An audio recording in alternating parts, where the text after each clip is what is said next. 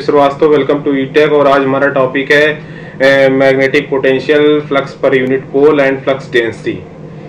तो आइए शुरू करते हैं। ये तीन टॉपिक को हम लोग एक साथ कवर करेंगे। तो यहाँ पर आप अकॉर्डिंग टू स्टेटमेंट देख रहे होंगे कि पहला स्टेटमेंट है आपका मैग्नेटिक पोटेंशियल के लिए। Magnetic potential at any point with in magnetic field is measured by the work done in shifting n pole of 1 Weber from infinity to that pole against the force of the magnetic field।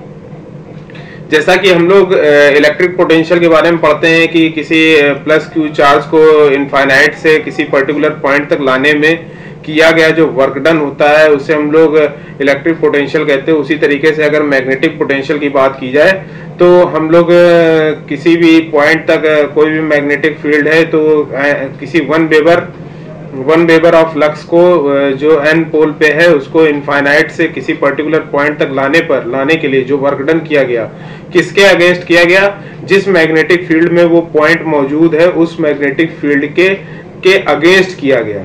अगर वो मान लीजिए 1 weber of plus north pole है और हम लोग north pole को north pole में ही ले जा रहे हैं इनफाइनाइट से लेकर किसी पर्टिकुलर पॉइंट तक, तो वो हम लोग अगेंस्ट वर्क डन कर रहे हैं। तो ये आपको क्या कहता है? मैग्नेटिक पोटेंशियल कहलाता है। मैग्नेटिक पोटेंशियल को अगर हम लोग फार्मूला के फॉर्म में लिखें तो m/4πμ0r, जिसकी यूनिट होती है जूल पर weber. It is a scalar quantity, इसमें कोई मैग्नीट्यूड और दिशा नहीं होती है। ठीक है, तो इसके साथ ही साथ अगर हम लोग देखें कि अगर हम लोग दूसरे पॉइंट यानी फ्लक्स पर यूनिट पोल पे अगर नजर डालें तो फ्लक्स पर यूनिट पोल का मतलब क्या होता है? A unit N pole is suppose to radiated out a flux of 1 weber, it is symbol is phi. 1 weber के फ्लक्स जो हम लोग रेडिएट कर रहे हैं एन पोल से उसको हम लोग फाई से डिनोट कर रहे हैं। Flux outgoing from N pole of m weber, then the value of m is just equal to the flux value phi। Okay, तो ये आपका क्या होगा? फ्लक्स पर यूनिट पोल।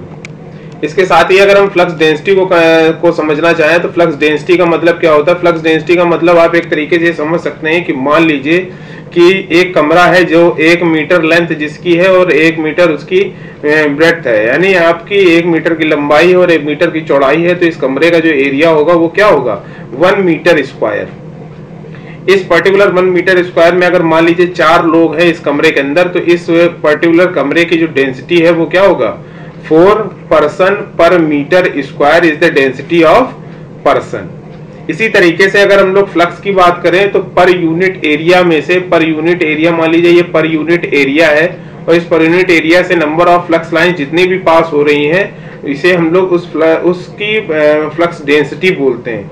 तो यहाँ पर एक तरीके से देखा जाए तो number of flux lines passing per unit area through a plane at right angle to the flux, मतलब ये जो प्लेन आपका है पर यूनिट एरिया है इसके राइट एंगल से ही पास होना चाहिए। मतलब मान लीजिए कि ये एक प्लेन है तो इसके जस्ट 90 डिग्री पे ही जितने नंबर ऑफ फ्लक्स पास हो रहे हैं इस पर्टिकुलर एरिया से, यही इसकी फ्लक्स डेंसिटी कहलाता है।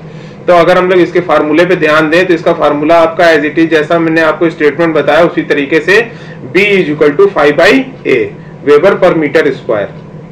इसकी हम लोग टेस्ला से भी इसको डिनोट करते हैं इसकी यूनिट को। अगर हम लोग इसको फार्मूले में लिखें कि मान लीजिए 1 वेबर की बात किया जाए कि एक पर यूनिट एरिया से 1 वेबर का फ्लक्स पास कर रहा है तो इसका फार्मूला हो जाएगा 1/4πr²। 4πr² is the area of the sphere. इसका और इसकी यूनिट हो जाएगी वेबर पर मीटर स्क्वायर। तो आशा है आपको ये सारी चीजें समझ में आई होंगी। अगर आपको ये वीडियो अच्छा लगा हो तो इस वीडियो को लाइक करिए, चैनल को सब्सक्राइब करिए और मिलते हैं नए टॉपिक के साथ हम लोग नेक्स्ट क्लास में। आगे के लिए थैंक यू सो मच।